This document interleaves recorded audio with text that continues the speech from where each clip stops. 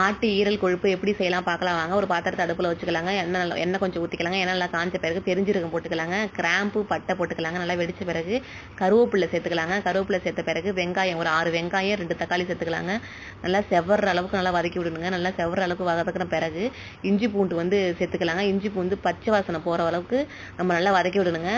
வதக்கி விட்ட பிறகு நம்ம வேக வச்ச ஆட்டு ஈரல் கொழுப்பு இதை அதில் சேர்த்துக்கலாங்க.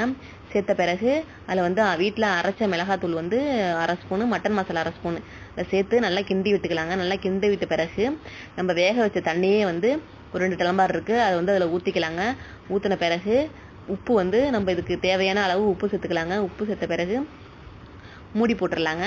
மூடி போட்டு ஒரு 1/4 மணி நேரம் கழித்து ஓப்பன் பண்ணி பார்க்கலாங்க. ஆட்டு ஈரல் நல்லா கிரேவி பதத்துக்கு வந்துடுங்க.